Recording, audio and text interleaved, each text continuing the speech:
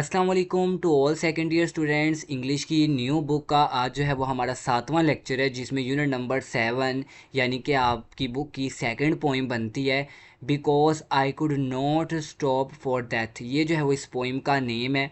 इस पोइम को लिखने वाली जो हैं शायरा, उनका नेम मैं आपको बता देता हूँ, एमिली डिकिंसन। ये जो है वो उनका नेम है। तो अभी पेपर की पेयरिंग स्कीम पे ज़रा तवज्जो दी। लास्ट टाइम भी हमने सिर्फ पोइम की एक्सप्लेनेशन, स्टैंजा, रेफरेंस, कॉन्टेक्स्ट के हवाले से ही चीज़ों को डिस्कस किया था बड़े आसान तरीके से। सो ये चीज़ मैं पहले क्लियर करके दे देता हूँ। आपकी बुक जो है उसके लास्ट पे पेपर की पेयरिंग स्कीम दी है। वाज़िया तौर पे बता दिया गया कि आपकी जो पोइम्स है ना, उनमें से तो शॉर्ट क्वेश्चंस नहीं आने। कोई क्वेश्चन वाइल्ड रीडिंग का हो या आपकी एक्सरसाइज का तो वो आनी ही नहीं है, ना उसको करने का कोई फ़ायदा है। सिर्फ आपकी पोइम्स में से जो चीज़ें आनी है वो होगी एक्सप्लेनेशन ऑफ द स्टैंजा। तो 3 पोइम्स है यूनिट नंबर 3, जिसकी एक्सप्लेनेशन बड़ी आसान मैंने इससे पहले लेक्चर में कवर करवा दी। आज हम 7वां चैप्टर यानी कि सेकंड पोइम की करेंगे, एंड देन जो है वो एक पोइम और आ जाएगी यूनिट नंबर 10।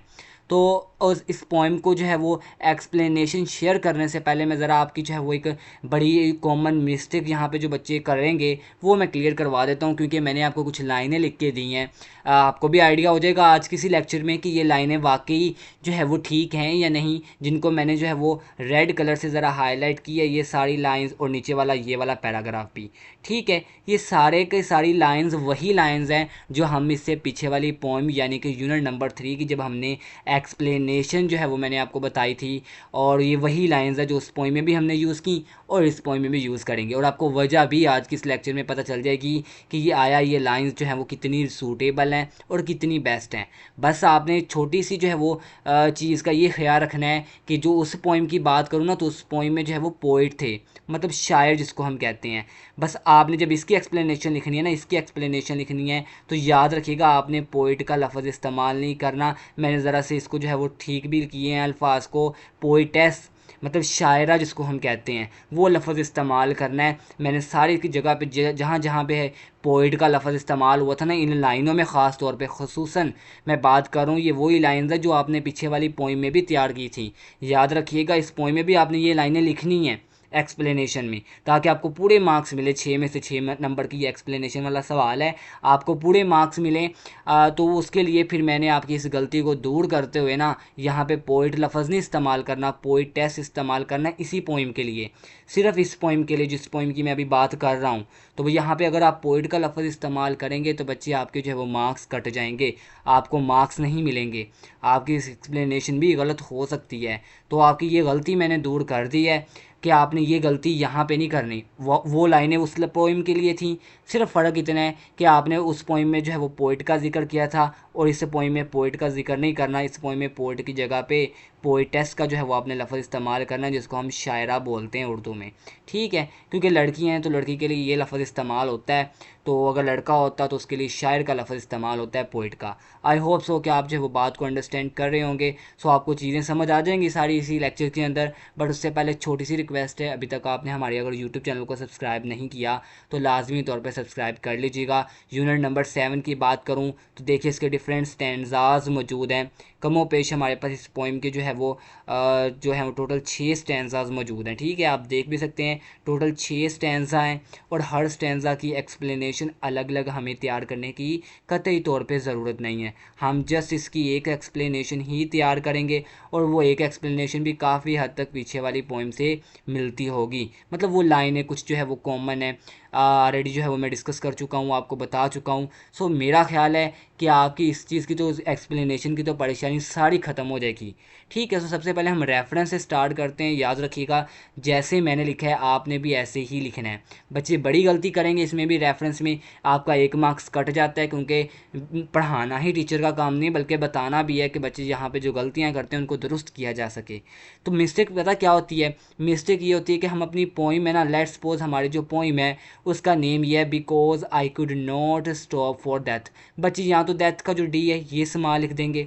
ठीक है, ये स्टॉप का एस को समाल लिख देंगे। चले ये नोट है तो नोट का एन समाल लिख देंगे। तो ऐसी मिस्टेक्स बच्चे करते हैं रेफरेंस के अंदर ख़ास तौर पे। याद रखिएगा ऐसी गलती आपने नहीं करनी। जैसे मैंने लिख के दे दी हैं चीज़ें एज इट इज़ आपने तैयार करनी है, और बड़ी आसान करके मैंने आपको बना के दे दी हैं। इंशाल्लाह ताला आपको तैयार हो जाएंगी। रेफरेंस रीड आउट करवा देता हूँ। These lines have been taken from the poem, आगे इन्वर्टेड कोमास मैंने इस्तेमाल किए हैं, बिकॉज का बी कैपिटल, आई का आई कैपिटल, कुड का जो सी है वो आपने स्मॉल ही लिखना है, नॉट का एन कैपिटल आएगा, और स्टॉप का एस फॉर डेथ का डी जो है वो कैपिटल आएगा। ऐसे आपने पोइम का नेम लिख देना, because I could not stop for death, written by Emily Dickinson. ठीक है, ये वर्ड जो शायर है, ठीक है, ये शायरा है, शायर नहीं है, तो आपने जो भी है आपने इसका नाम जो है वो मालकर से इस्तेमाल कर देना है अपने इस रेफरेंस में, तो आपको जो है वो अच्छे मार्क्स मिल जाएंगे। तो बाय द वे अब हम आते हैं कॉन्टेक्स्ट के ऊपर। तो जाहिर सी बात है, स्टैंजा तो बेशक कोई भी हो, उससे फ़र्क नहीं पड़ता, कॉन्टेक्स्ट हर पोइम का एक ही होता है, और बड़ा आसान और क्लियर मैंने आपको कॉन्टेक्स्ट बना के दे दिया इस पोइम का, ताकि आपको याद करने में कोई परेशानी ना हो। और याद रखिए, मैं आपकी ये चीज़ जो है वो क्लियर करवा देना चाहता हूँ, आपके सिलेबस के अतबार से टोटल जो है वो 3 पोइम्स हैं, टोटल 3 पोइम्स, तो तीनों पोइम्स का कॉन्टेक्स्ट आपको अलग अलग ही तैयार करना होगा। आप ऐसे नहीं कर सकते कि तीनों का एक ही कॉन्टेक्स्ट हो, कॉन्टेक्स्ट भी अलग होता है और रेफरेंस भी अलग होता है, याद रखिएगा। सो कॉन्टेक्स्ट पढ़ा देता हूँ। In this poem the poetess यानी कि शायरा presents death as a calm, kind and polite companion, not as a something scary. She describes a beautiful journey in a carriage that gently leads the speaker from this temporary life towards eternity. It highlights that death is a natural transition rather than an end. तो ये आपका बड़ा ही आसान wording के अंदर मैंने context आपको जो है वो लिख के दिया, और इंशाल्लाह ताला आपको तैयार हो जाएगा। आप साथ साथ अपने नोट्स कंप्लीट करते रहिएगा। तो एक्सप्लेनेशन आ गई, आपको मैंने स्टेंजा बता दिया। आपकी इस सेकंड पोइम के तबार से, सिलेबस के तबार से बात करूँ तो ये दूसरी पोइम बनती है, इसके टोटल 6 स्टेंजाज हैं, तो अलग अलग एक्सप्लेनेशन ही तैयार करनी। जो मैंने आपको एक्सप्लेनेशन बना दी, आप हर स्टेंजा में इस्तेमाल करेंगे। इवन कि मैंने आपको एक कोटेशन भी ऐड करके दे दी, बड़ी छोटी सी कोटेशन है, एक ही कोटेशन बना के दी। इंशाल्लाह ताला आपको 6 में से 6 मार्क्स मिल जाएंगे। ये 6 मार्क्स का क्वेश्चन है, याद रहे, आपकी पेरिंग स्कीम में भी बताया है। तो आपने वैसे फर्स्ट ईयर में ये 5 मार्क्स का क्वेश्चन था, बट सेकेंड ईयर में ये 6 मार्क्स का क्वेश्चन है। चलें, बहरहाल एक्सप्लेनेशन पढ़ा देते हैं। In these lines the poetess beautifully explains the feelings about death. This poem shows that we should not be afraid of death because it is a natural part of life. Human beings are busy with their daily work and routine, but death comes quietly to take everyone away. It is like a gentle guide that takes the soul from this temporary world to the permanent world of eternity. As a famous writer once said, आपने ये लफ्ज़ भी अलग line पे लिख देना है और आगे ये अलामत इस्तेमाल कर देनी है। सो कोटेशन आ जाएगी। कोटेशन डेफिनेटली आप अपने मालकर से ही ऐड करेंगे, जिसको हम हवाला कहते हैं, रेफरेंस कहते हैं। That is not the end, it is only a joinery. Therefore, the speaker happily and peacefully accepts this final joinery without any fear. अच्छा, ये अब लाइंस आ गए, अगेन वही लाइंस आ गए जो मैं डिटेल आपको बता चुका हूँ कि आपने पीछे वाली पोइम में भी की थी तैयार, और अब जो एक पोइम रह जाएगी इसके बाद, यानी कि यूनिट नंबर 10 जो है वो भी आपकी एक पोइम है, उसमें भी हम ये लाइंस ऐड करेंगे। हाँ, अलबत्ता अगर उसमें थोड़ी बहुत कोई कमी पेशी करनी होगी तो बता दूंगा, लेकिन ये लाइनें बिल्कुल वही हैं, कुछ चेंजिंग नहीं है। जस्ट पोइट की जगह पे पोइटेस का लफ्ज़ इस्तेमाल करना है, बस यही चेंजिंग मैंने यहाँ पे की है, क्योंकि यहाँ पे बात शायरा कर रही हैं। Furthermore, in these lines, the poetess gives us a very beautiful and deep message. The poetess connects the human world with meaningful life lessons. We can see that these lines of this poem, are filled with great thoughts that directly touch the reader's heart. The language of the poem is simple, but the message of the poem is unique.